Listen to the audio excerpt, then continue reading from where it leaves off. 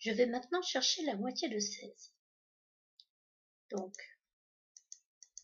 je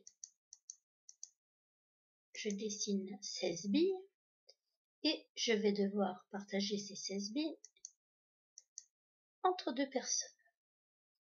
Donc, j'enlève une bille, je la donne.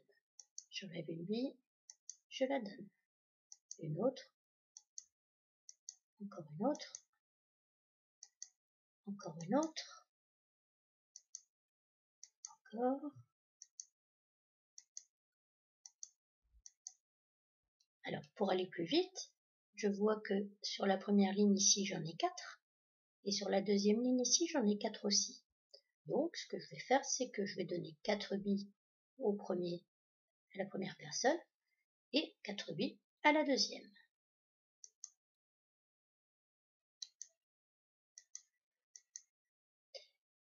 Maintenant, il ne reste plus qu'à compter combien ils ont de billes chacun. 1, 2, 3, 4, 5, 6, 7 et 8. Et vous pouvez voir que le deuxième a la même chose. Donc, ils ont tous les deux 8 billes. Donc, la moitié de 16, eh bien, c'est 8. Et pour en revenir au double dont je parlais, vous avez appris, il n'y a pas longtemps, que le double de 8, c'est 16. Donc, la moitié de 16, c'est 8.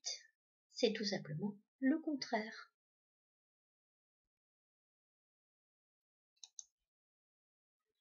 Ainsi, la moitié de 2, donc si j'ai 2 billes et que je veux les donner à 2 personnes, je vais en donner à chacun une. Donc la moitié de 2, c'est 1.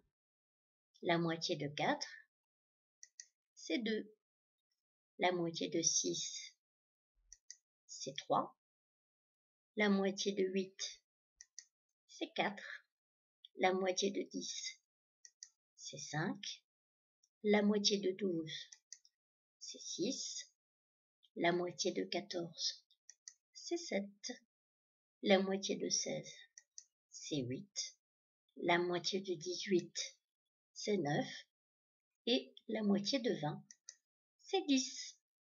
Donc tout ça pour vous redire que c'est le contraire des doubles. Le double de 1, c'est 2.